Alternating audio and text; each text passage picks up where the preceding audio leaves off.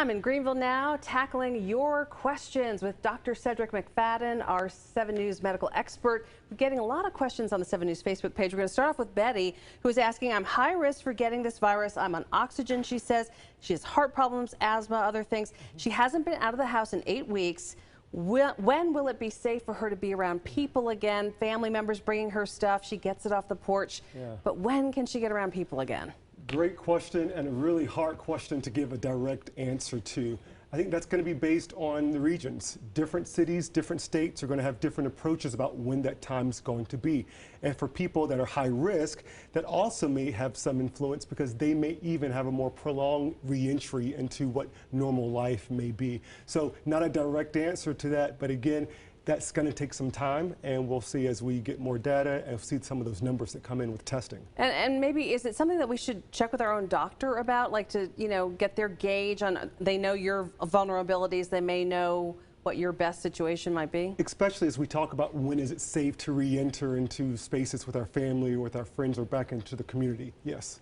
All right, we have Terry asking, why does Greenville seem to be a hot spot in the state? Mentioned Spartanburg also having a lot of cases unfolding. What's the situation for why some of these larger communities are seeing a lot of numbers? So not a one-size-fits-all answer to this, and there are many, many, many different factors that go into this. Some of the factors that come up are density. How close or how clustered together are people? That's why cities like New York are having such a tough time because it's such a densely populated area.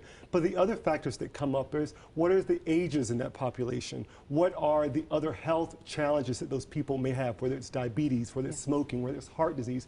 All of that goes into effect of how people respond to this particular type of infection, but not one single answer for that. Lucinda saying, I miss my 7-year-old granddaughter. She says her mother is working at home, otherwise she would be here with me. I want to spend time with her. I'm 67. Any suggestions? I'm really anxious about all this. So first, let me congratulate you for doing the right thing and by keeping that social distance, but it is hard. One of the great things about this whole process is seeing how creative everyone's being, from social media to pen pals to finding ways in which you can celebrate birthdays remotely. This is when we really have to go into that creativity bucket and look for ways, whether you're visiting just outside the house and waving and leaving gifts, or whether or not you're spending time on telephone calls each day, reading bedtime stories together, or just being creative about the ways in which you can spend time with them. We have a message or a question from Denise. She's saying, can the sun in your vehicle kill the virus? So scientists have looked at this, and they've seen that heat, sunlight, and humidity can help deactivate or kill the virus. But the World Health Organization is very clear to say sunlight does not prevent you from getting the coronavirus, and so that should not be used as a tool to try to prevent yourself from getting this particular virus. Dr. Cedrek McFadden, always appreciate you answering our viewers' questions. Thank you. Thank you.